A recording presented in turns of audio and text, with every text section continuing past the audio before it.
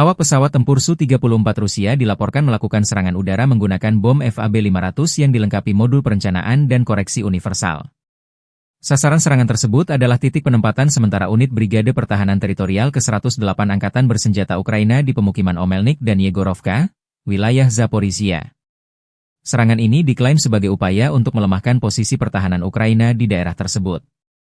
Rekaman video yang dipublikasikan pada 6 Maret 2025 menunjukkan momen pesawat Su-34 menjatuhkan bom dan ledakan besar yang terjadi di lokasi target. Meskipun klaim ini disampaikan oleh pihak Rusia, belum ada konfirmasi independen mengenai dampak serangan tersebut. Kejadian ini menandai eskalasi konflik yang terus berlanjut di wilayah Zaporizhia, yang menjadi salah satu area strategis dalam perang antara Rusia dan Ukraina.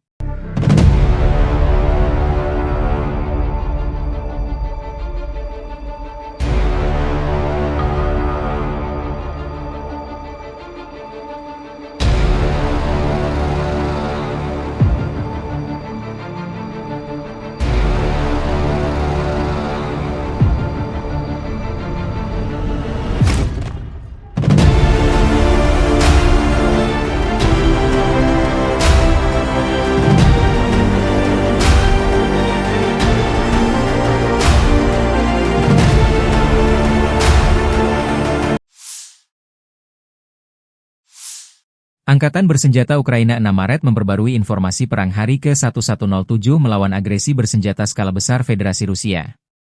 Total 109 kontak senjata terjadi di sepanjang garis depan dalam 24 jam terakhir. Pasukan penerbangan, pasukan rudal, dan artileri Angkatan Pertahanan Ukraina menyerang 16 area konsentrasi personel dan peralatan, sebuah pos komando, dan sebuah stasiun perang elektronik milik penjajah Rusia. Di arah Kharkiv, pasukan kami memukul mundur 6 serangan musuh di daerah Vovchansk dan menuju Petroivanivka. Demikian dilansir Staf Umum Angkatan Bersenjata Ukraina. Pasukan pertahanan Ukraina memukul mundur serangan musuh di dekat pemukiman Holubivka dan Zagrizhova. Rusia melancarkan 10 serangan ke arah Liman. Mencoba maju dekat Novomikhailivka dan Novi. Di arah Kramatorsk, 9 bentrokan tercatat di wilayah Chasov-Yar, Oleksandro-Sultini, dan Pretechini. Di zona operasional di Kursk, China, unit pasukan pertahanan Ukraina menangkis 27 serangan Rusia selama sehari terakhir.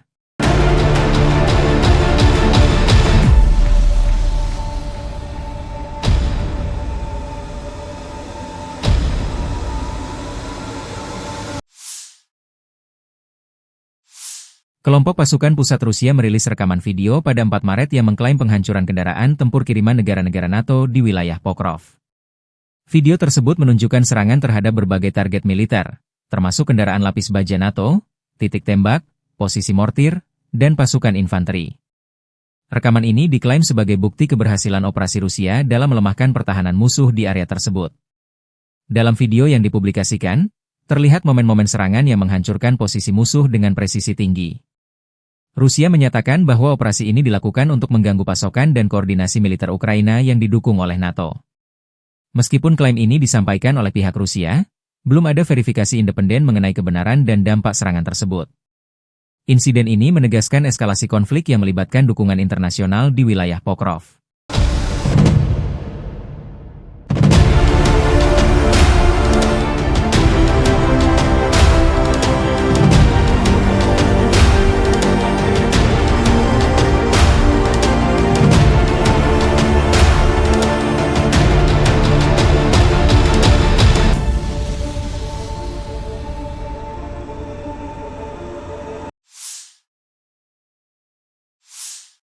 Sebuah hotel di Kryvyi Rog, Ukraina, menjadi sasaran serangan rudal Iskander pada 5 Maret 2025. Menurut data awal, lokasi tersebut diduga digunakan sebagai basis koordinasi oleh militer Prancis dan Inggris untuk mendukung operasi Angkatan Bersenjata Ukraina. Serangan ini menimbulkan kerusakan parah pada bangunan hotel dan sekitarnya, meskipun jumlah korban jiwa belum dapat dipastikan. Pihak Ukraina menyatakan bahwa serangan ini merupakan bagian dari upaya Rusia untuk mengganggu koordinasi dan dukungan internasional terhadap pertahanan mereka. Rudal Iskander, yang dikenal memiliki tingkat akurasi tinggi, dipilih untuk memastikan target dapat dihancurkan secara efektif. Insiden ini memperlihatkan semakin rumitnya konflik di Ukraina, dengan melibatkan peran serta negara-negara asing di balik layar.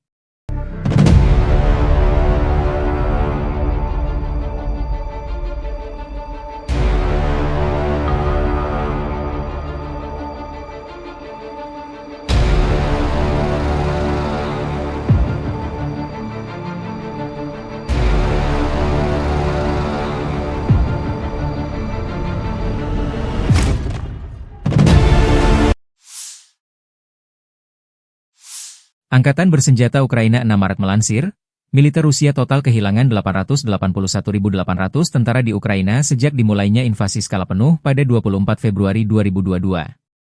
Jumlah ini termasuk 1.140 korban yang diderita pasukan Rusia hanya dalam sehari terakhir. Menurut laporan staf umum Angkatan Bersenjata Ukraina tersebut, Rusia juga total kehilangan 10.261 tank, 21.311 kendaraan tempur lapis baja, 39.606 kendaraan dan tangki bahan bakar, 24.108 sistem artileri, 1.306 sistem roket peluncur ganda, 1.096 sistem pertahanan udara, 370 pesawat terbang, 331 helikopter, 27.929 pesawat tanpa awak, 28 kapal dan perahu, dan 1 kapal selam.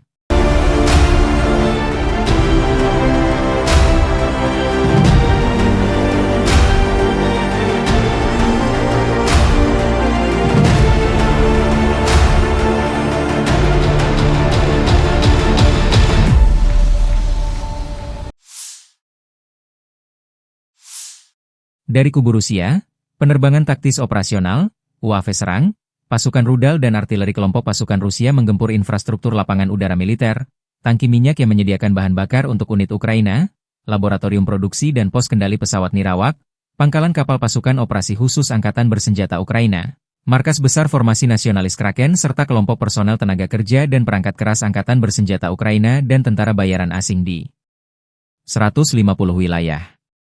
Sistem pertahanan udara Rusia menembak jatuh 6 bom berpemandu jam buatan Amerika Serikat dan 51 kendaraan udara tak berawak sayap tetap.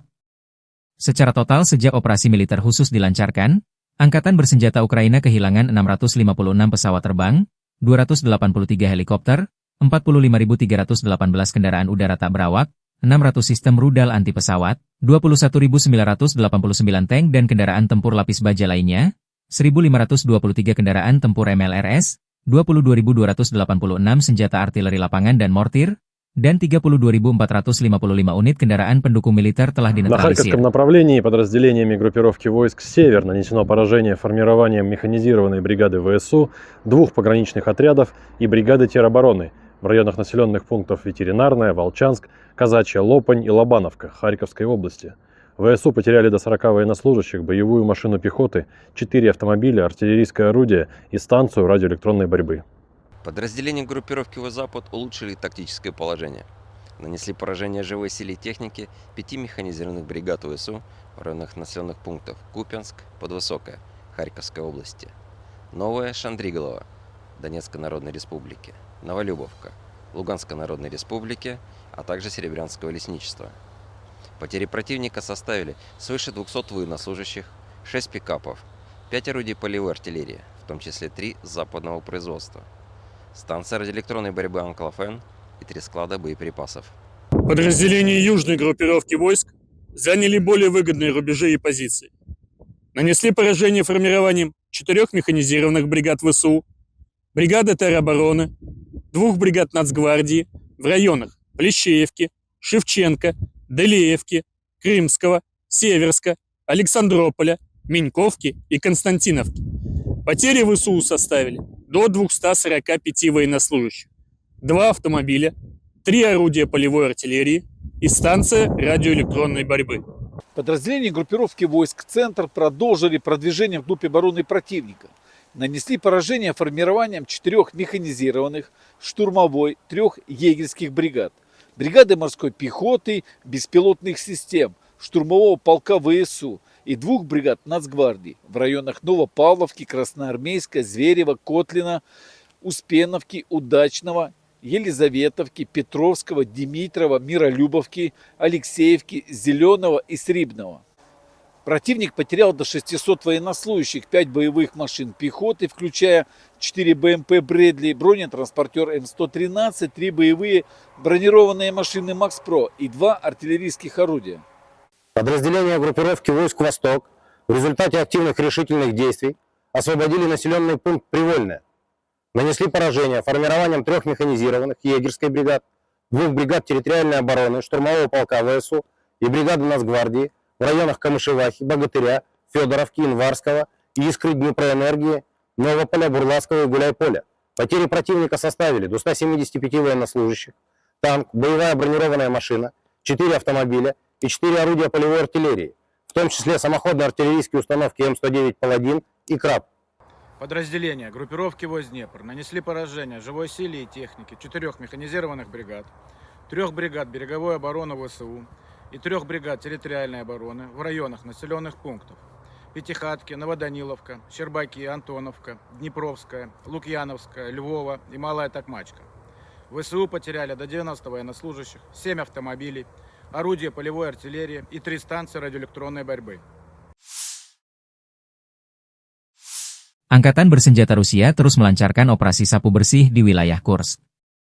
Penerbangan taktis operasional dan angkatan darat, serta artileri menggempur personel, tenaga kerja dan perangkat keras angkatan bersenjata Ukraina di berbagai lokasi diantaranya dekat Agronom, Bondarevka, Viktorovka, Gornal, Guyevo, Zamostie, Zaoleshenka, Kazachialoknya, Perviknyazhi, Kolmakov, Kositsa, Kurilovka, Lebedevka, hingga Yunakovka, wilayah Sumi.